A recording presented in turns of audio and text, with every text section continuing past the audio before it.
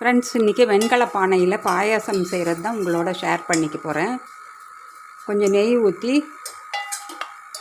திராட்சை முந்திரியெல்லாம் முதல்ல வறுத்து எடுத்துக்கிட்டேன், கொஞ்சம் கலர் மாறுற வரைக்கும். அதே நெய்யில் ஒரு கைப்பிடி சேமியாவும் 1 டேபிள் ஸ்பூன் அளவுக்கு பாசிப்பருப்பு அதையும் போட்டு நல்லா வறுத்துக்கிட்டேன். பாருங்கள், கலர் நல்லா அந்த பாசிப்பருப்போட பச்சை வாசனையெல்லாம் போய் கொஞ்சம் கலரும் சேஞ்ச் ஆகிடுச்சி. இப்போ இந்த ஸ்டேஜில் கொஞ்சம் தண்ணி ஊற்றி இதை நல்லா வேக வச்சுக்கலாம். இது வெண்கலப்பானை. வெண்கலப்பானையில் சமைச்சா ரொம்ப டேஸ்ட்டாக இருக்கும். உடம்புக்கும் ரொம்ப நல்லது இந்த வெண்கலத்தில் குக் பண்ணுறது.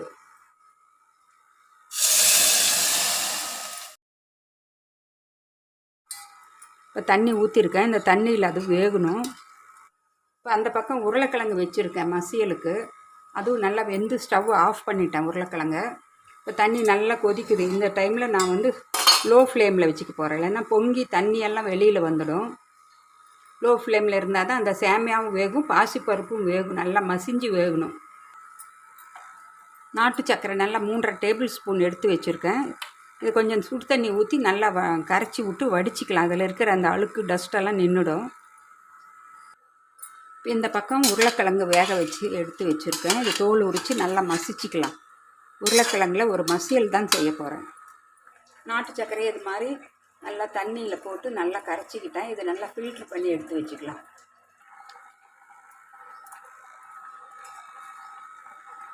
இந்த சேமியா நல்லா வெந்துடுச்சு.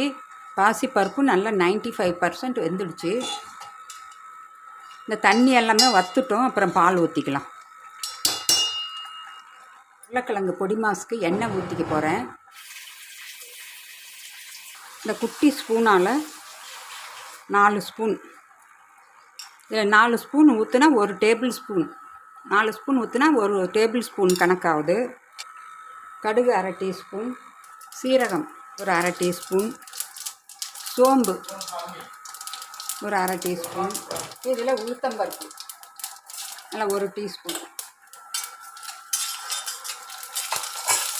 இப்போ கருவேப்பிலை நல்லா 2-3 கிள்ளி போட்டுக்கலாம்.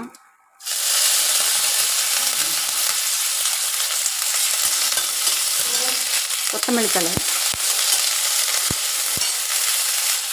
ஒரு பெரிய வெங்காயம்,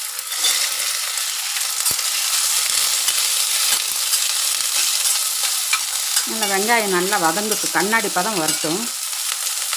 ஒரு பிஞ்சு உப்பு ஆட் பண்ணிக்கிறேன், கொஞ்சம் சீக்கிரமாக வெங்காயம் வதங்கி வந்துடும். நல்லா பாசிப்பருப்பு நல்லா வெந்துடுச்சு, சேமியாவும் நல்லா வெந்து மசிஞ்சு வந்திருக்கு.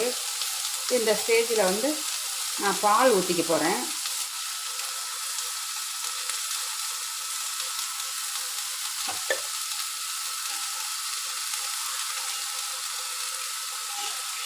கொஞ்சம் ஏலக்காய் தூளும் இப்போவே ஆட் பண்ணிக்கலாம். 2 ஏலக்காயை, 2 அல்லது 3 ஏலக்காயை நீங்கள் பவுட்ரு பண்ணி இது மாதிரி போட்டுக்குங்க. இப்போ பால் ஊற்றி நல்லா கொதிக்க ஆரம்பிச்சிடுச்சு. நல்லா பொங்கி வர்றப்ப நான் ஸ்டவ் ஆஃப் பண்ணிவிடுவேன். நல்லா கொஞ்சம் பால் சூடை கொஞ்சம் பாதி அளவுக்கு குறைஞ்சிடணும். குறைஞ்ச அப்புறம் அந்த நாட்டு சர்க்கரையை நான் ஊற்றிக்க போகிறேன். ஃபில்ட்ரு பண்ணி சூடாக ஊற்றுனீங்கன்னா பால் திரிஞ்சிடும். இந்த பக்கம் இந்த வெங்காயமும் நல்லா வதங்கிடுச்சு. இதில் கொஞ்சம் மஞ்சத்தூள் ஆட் பண்ணிக்கலாம். அதுக்குள்ளே இதை ஆஃப் பண்ணிவிட்டு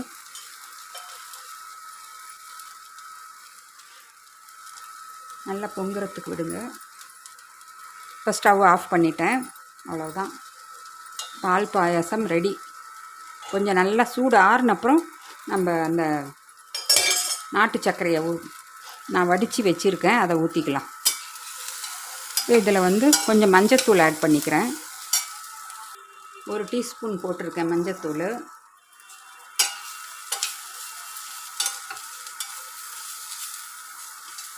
இதோடவே கொஞ்சமாக ஒரு 1/2 டீஸ்பூன் அளவுக்கு கரம் மசாலா போட்டுக்கலாம்,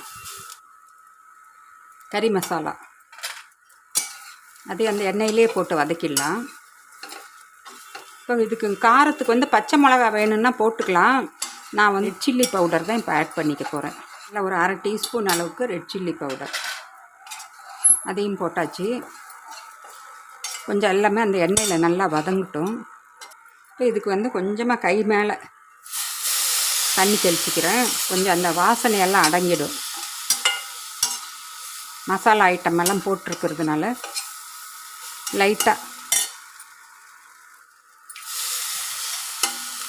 தண்ணி தெளித்து அது நல்லா வெந்து அந்த வாசனை எல்லாமே ஈக்குவல் ஆகிடும். இப்போ இது நான் உருளைக்கிழங்கு ஆட் பண்ணிக்கிறேன். மசிச்சு வச்சுருக்கிற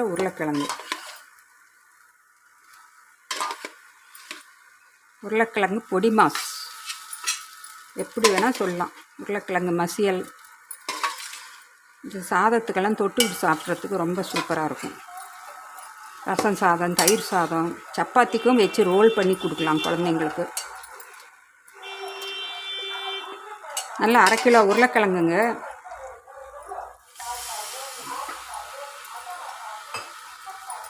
இப்போ இதுக்கு தேவையான அளவு உப்பு ஆட் பண்ணிக்கிறேன்.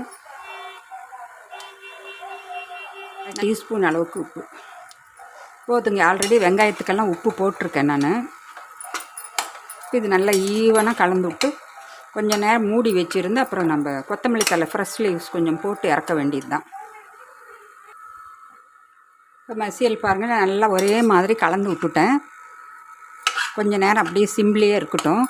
அந்த மசாலா வெங்காயம் வதக்கிறப்ப போட்ட மசாலா ஐட்டமெல்லாம் உருளைக்கிழங்களோடு நல்லா பிளண்ட் ஆகி நல்ல ஒரு டேஸ்ட் கொடுக்கும். ஒரு 5 நிமிஷம் அப்படியே நம்ம விட்டுடலாம். லோ ஃப்ளேமில் வச்சிடலாம். இந்த பக்கம் பாயாசம் பாருங்கள், அதுவும் ரெடி ஆகிடுச்சு. இன்னும் கொஞ்சம் சூடு ஆறட்டும். இப்போ இந்த திராட்சை முந்திரி ஆட் பண்ணிக்கலாம்.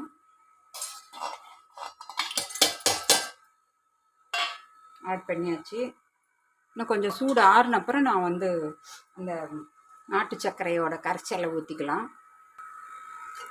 ஒரு 5 நிமிஷம் அப்படியே விட்டுட்டு இப்போ கிளறி விட்றேன். இப்போ ஸ்டவ்வை ஆஃப் பண்ணிடலாம். போதுங்க, வெந்த வரைக்கும் நல்லா மசிஞ்சு நல்லா எல்லாமே நல்லா 5 நிமிஷத்தில் நல்லா மிங்கிள் ஆகிருக்கும் அந்த மசாலா வாசனை எல்லாமே. இப்போ இதில் கொத்தமல்லி தலையை போட்டுடலாம். கொத்தமல்லி தழை எவ்வளோ வேணால் போடலாங்க. போட்ட வரைக்குமே டேஸ்ட்டும் இருக்கும், உடம்புக்கும் ரொம்ப நல்லது. ஆனால் 2-3 கிள்ளி போடுங்க. அப்படியே போடாமல் நல்லா போட்டுட்டிங்கன்னா பொறுக்கி வைக்காமல் சாப்பிட்டுடுவாங்க. அவ்வளோதான். பொட்டேட்டோ பொரியல், பொட்டேட்டோ மசியல், பொட்டேட்டோ புர்ஜி எப்படி வேணால் சொல்லிக்கலாம். நம்ம பிரியந்தான். இதில் வந்து பப்ஸு மாதிரியும் செய்யலாம். கொஞ்சம் எடுத்து நல்லா வந்து பப்ஸு மாதிரி நம்ம சீட்டுங்கெல்லாம் ரெடி பண்ணி அதில் உள்ளார ஸ்டஃபிங் பண்ணி பொட்டேட்டோ பப்ஸு, சோமாஸ், ஆலு சப்பாத்தின்னு சொல்கிறோம் பார்த்திங்களா, ஆலு பரோட்டா, அதுக்கு எல்லாமே இது இந்த மாதிரி ஒரு ஐட்டம் தான் ரொம்ப சூப்பரான ஒரு டேஸ்ட் கொடுக்கும். இப்போ என் வீட்டு உருளைக்கிழங்கு மசியல் ரெடி ஆகிடுச்சு. உங்களுக்கு இந்த வீடியோ பிடிச்சிருக்குன்னு நினைக்கிறேன். பிடிச்சிருந்தால் சப்ஸ்கிரைப் பண்ணாத ஃப்ரெண்ட்ஸுங்கெல்லாம் சப்ஸ்கிரைப் பண்ணிவிட்டு பாருங்கள் ஃப்ரெண்ட்ஸ். இந்த நாட்டு சர்க்கரையை நல்லா கரைச்சி வச்சுருக்கேன். தண்ணி ஊற்றி அதை அப்படியே ஃபில்ட்ரு பண்ணி ஊற்றிக்கலாம். அவ்வளோதாங்க, பால் பாயாசம் ரெடி. கொஞ்சம் நல்லா சூடு ஆறுன அப்புறம் தான் ஊற்றணும். ஃபீட்பேக்கை எனக்கு கமெண்ட்ஸ் போடுங்க.